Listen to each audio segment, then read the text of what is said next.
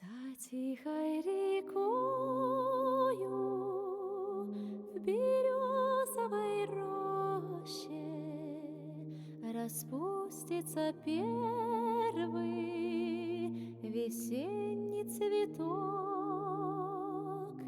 и я загадаю желание попроще, и перекрестившись, взгляну на восток. Окрасится небо багряной зарею, и вечное солнце над миром зайдет.